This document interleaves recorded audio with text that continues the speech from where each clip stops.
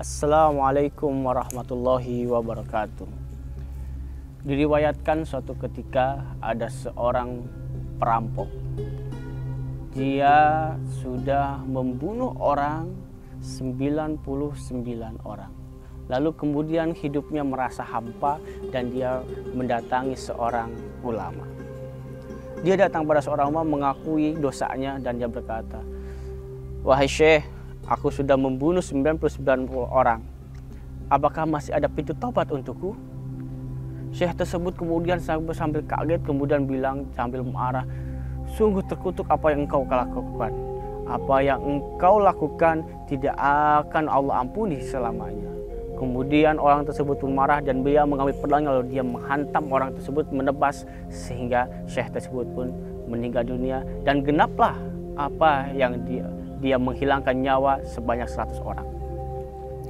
Lalu kemudian dia datang lagi kepada seorang Syekh lagi. "Ya Syekh, aku telah membunuh 100 orang. Apakah masih ada pintu taubat untukku?"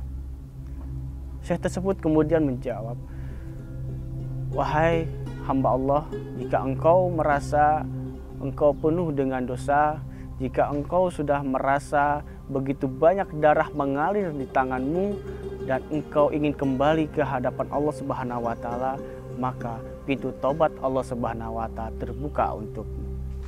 Seketika seorang perampok tadi dan pembunuh tadi yang sudah membunuh 100 orang pun bertukuk lutut menangis jadi-jadinya dan dia mengharap bertaubat pada Allah Subhanahu wa taala dan mengharapkan ridhonya pada Allah Subhanahu wa taala.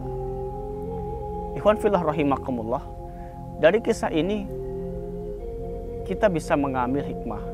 Salah satu di antaranya adalah pintu taubat Allah Subhanahu wa taala sangat terbuka bagi hamba Allah siapapun dia, sedosa apapun dia, sebejat apapun dia, jika dirinya ingin bertobat maka Allah akan mengampuni dia jika dia bertaubat dengan taubatan nasuha.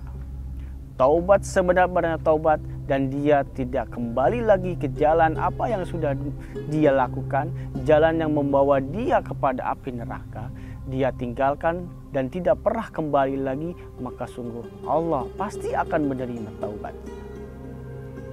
Ikhwan fillah rahimakumullah.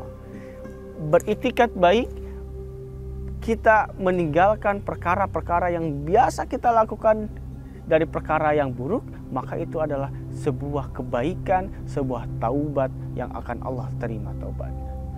Masih ingat bagaimana Adam radhiyallahu anhu diusir oleh Allah Subhanahu wa taala dari surganya karena melakukan kesalahan hanya satu saja yang dilarang oleh Allah Subhanahu wa taala. Lalu kemudian Adam bertobat, "Rabbana zalamna anfusana fa illam taghfir lana wa tarhamna lanakunanna minal khasirin." Maka Allah mengampuni tobatnya Adam. Berbeda dengan iblis. Iblis dia sombong, dia berani menantang Allah Subhanahu wa taala dan menentang perintahnya. Lalu kemudian Allah murka padanya dan dia tidak ada sedikit kata pun taubat di dalam mulutnya yang keluar kata-kata taubat. Maka Allah pun mengutuknya sampai akhir. Ikhwan fillah rahimakumullah.